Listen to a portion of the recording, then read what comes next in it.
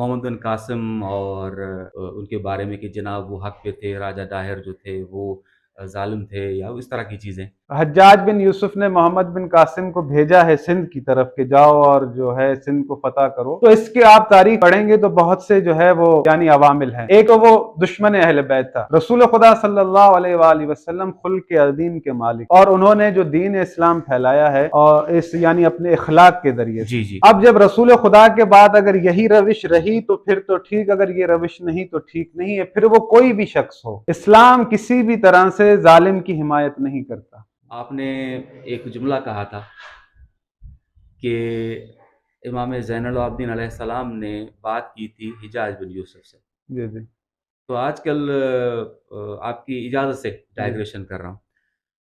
बहुत ज़्यादा जो है ना एक चीज़ चल पड़ी है, हर दफ़ा ही चलती है, इस दफ़ा कुछ ज़्यादा ही चल पड़ी है।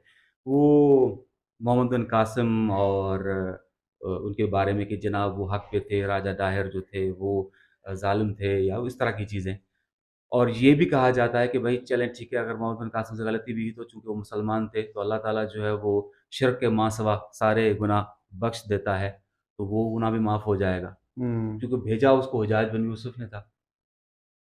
तो ये क्या चक्कर चल रहा है? ये क्यों हम जो है बहुत से लोग इसको प्रोटेक्ट कर रहे हैं? या चलें और ले लें कि इनको प्रोटेक्ट करने के पीछे जो है वो कहीं ये तो नहीं कि जो हज्जाज बिन यूसुफ या उसके जो खलीफा थे बनु उमय्या उनको प्रोटेक्ट करने की कोशिश की जाती है।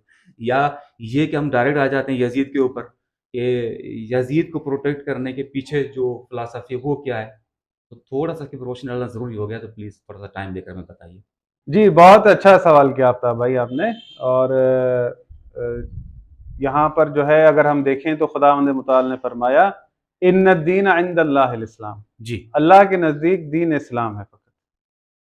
और एक जगह खुदावंद मुताल ने फरमाया कि वमन यब्तगी गैरल इस्लामी दीनन फलन युक़बला मिन्हु, जो भी इस्लाम के अलावा किसी और दीन की तबलीग करेगा तो वो गैर काबिल कबूल है अल्लाह के पास। हम इस्लाम की अगर बात करते हैं तो हमारे लिए जो मुहिम, जो उसवा हसना है, जो सब कुछ, वो है रसूल खुदा का अमल। जी हाँ, वही ऐन उसी के इस्लाम है। मुताबिक ऐन इस्लाम है। बिल्कुल।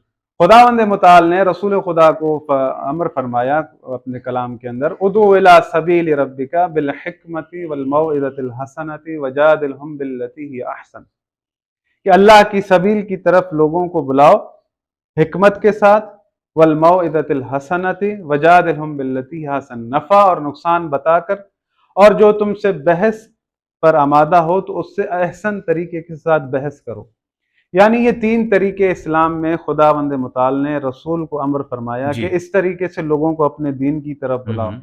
रसूल खुदा सल्लल्लाहु अलैहि वसल्लम खुल्क के अज़ीम के मालिक हैं, इन्ना हाज़ा खुलुक़ुन अज़ीम, और उन्होंने जो दीन इस्लाम फैलाया है और इस यानी अपने इखलाक के ज़रिए से। जी, जी। अब जब रसूल खुदा के बाद अगर यही रविश रही तो फिर तो ठीक, अगर ये रविश नहीं तो ठीक नहीं है। फिर वो कोई भी शख्स हो, इस्लाम किसी भी तरह से जालिम की हिमायत नहीं करता।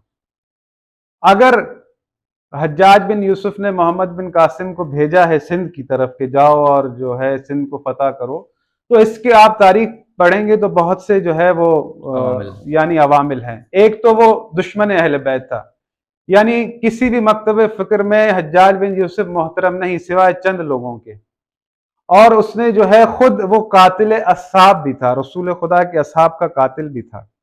उसने जो है ऐसे जुल्म किए सादात के ऊपर, जो सादात आए यहाँ सिंध के अंदर पनाह लेने के लिए, तो वहाँ उसका असल जो हदफ था वो ये था कि वो इन अच्छा सादात को रुक जाइए कत्ल यहाँ करे। पे सादात सिंध में ही क्यों आए? देखें, सादात जो है इससे पहले जो है ईरान में भी थे, वो इराक में भी थे। रसूल खुदा सल्लल्लाहु अलैहि वसल्लम के ज़माने में अहले सिंध का एक वफ्द गया था रसूल खुदा से मुलाकात के लिए। वो रसूल खुदा के हाथ पर ईमान लाया, रसूल खुदा ने अपने असहाब को उनके साथ भेजा। वो लोग वापस यहाँ पर आए, यहाँ पर उन्होंने मस्जिद बनाई। यानी रसूल खुदा के ज़माने में ही सिंध के अंदर मुसलमान मौजूद थे, सुभान अल्लाह। मस्जिद मौजूद थी। और जो सादात थे वो यहाँ से वाकफियत रखते थे, एक तारुफ था कि सिंध ऐसी जगह है जहाँ पर हमारे लिए अमन और सुकून की जगह फराहम हो सकती है कि कोई हमें तंग न करे। اس وجہ سے جو ہے وہ یہاں ہجرت کرنے آئے تھے۔ آپ امام حسین کا ہی وہ دیکھ لیں کہ وہ جب انہیں یزیدیوں سے بھی جب بات کر رہے تھے کہ میں نے تمہارا کیا بگاڑا ہے، یا مجھے رستہ دو میں چلا جاؤں سندھ کی طرف، امام حسین بھی یہ سمجھتے تھے کہ اگر میں سندھ کی طرف چلا جاؤں تو وہ زمین میرے لیے امن والی جگہ ہے۔ اس کے علاوہ رسول خدا کی طرف سے یہ حدیث بھی ہے کہ رسول خدا نے فرمایا کہ سندھ کی زمین سے مجھے ٹھنڈی ہوا آ رہی ہے، باقاعدہ حدیث ہے۔ حدیث ہے۔ یعنی آپ سندھ کی زمین دیکھ لیں، یہاں کے لوگوں کا کلچر دیکھ لیں کہ کسی بھی مکتبہ فکر سے ہو، لیکن ان کے دل میں عشق رسول خدا ہے اور ان کے اہل بیت کے لیے عشق ہے۔ ایسا نہیں ہے کہ وہ اہل بیت سے محبت نہیں کرتے سوائے چند لوگوں کے۔ تو ایک خاص جو ہے زمین ہے، علماء بھی فرماتے ہیں کہ سندھ کی سرزمین اس حوالے سے زرخیز ہے، تو محبان اہل بیت کی اسے دھرتی کہا جاتا ہے، اس لیے وہ یہاں پہ اس لیے وہ یہاں پر آئے۔ اب جب وہ محمد بن قاسم یہاں پر آیا ہے تو وہ کون سا جو ہے وہ تبلیغ کرنے کے لیے آیا ہے؟ لشکر کسی بھی صورت میں جو ہے وہ جائز نہیں ہے۔ امیر المومنین علی علیہ الصلوۃ والسلام کی آپ زندگی دیکھ لیں، ان کا دور خلافت دیکھ لیں، 1 انچ بھی انہوں نے جو ہے نا وہ سلطنت کا نہیں بڑھایا، بلکہ وہ اپنا دارالخلافت جو ہے مدینہ سے لے کر کوفہ آئے اس وجہ سے کہ جو لوگ نئے مسلمان ہوئے ہیں انہیں بتایا جائے کہ حقیقی اسلام کیا ہے۔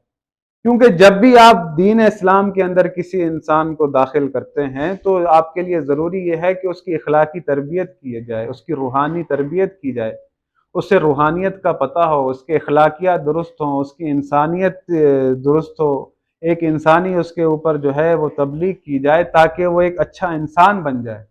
یہ داعشی قسم کے مسلمان اسلام کو پسند نہیں ہیں کہ جو جبر کے ذریعے لوگوں پر ظلم کریں، جن کے پاس نہ حکمت کی کوئی بات ہو، نہ جن کے پاس کوئی موعظہ حسنہ ہو، بلکہ میں جیسا کہہ رہا ہوں ویسا مانا جائے، یہ در حقیقت خدا کو ہی قبول نہیں ہے۔ خدا خود یہ چیز نہیں چاہتا۔ خدا اگر یہ چیز چاہ رہا ہوتا تو اپنے رسول سے ہی امر کرتا، بلکہ رسول خدا سے کیا کہا؟ میری سبیل کے لیے بلاؤ حکمت کے ساتھ۔ جب آپ ہمارا یہ دعویٰ ہے کہ ہمارا دین کامل ہے، ہمارا دین جو ہے ہر قسم کے سوال کا جواب دیتا ہے، تو ہمارا اولین فرض یہ ہے کہ ہم جو مخالف ہے اسے حکمت کے ساتھ بلائیں۔ اسلام اگر وہ اپنائے گا، اسلام اپنانے سے اسے فائدہ کیا ہے، اسلام نہ اپنانے سے اسے نقصان کیا ہے۔ لا اکراہ فی الدین، آپ کبھی بھی کسی کے ساتھ جبر نہیں کر سکتے۔ اگر اسلام میں بھی جہاد کا حکم ہے، ان لوگوں کے خلاف جو آپ کے خلاف تلوار اٹھاتے ہیں، کہیں پر بھی آپ جو ہے کسی بھی صورت میں یہ چیز جائز نہیں کر سکتے کہ کوئی بت پرست ہے آپ اس پر ظلم کریں تو آپ کے لیے جائز ہو گیا، ہرگز نہیں، ہرگز نہیں۔ جس نے ایک انسان کو قتل کیا اس نے پوری انسانیت کو قتل کیا، جس نے ایک انسان کو بچایا ومن احیاها فکانما احیا الناس جميعا، تمام انسانیت کو بچایا۔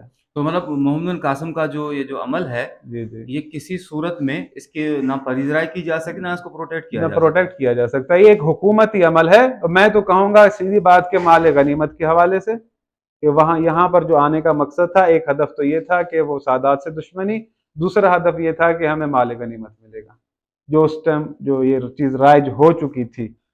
حالانکہ اگر یہاں پر پہلے مبلغین آتے، ان مبلغین کو اگر کوئی قتل کرتا حکومت کی طرف سے یا انہیں جھٹلایا جاتا تو پھر جواز بن سکتا تھا کہ ہم قصاص لے رہے ہیں۔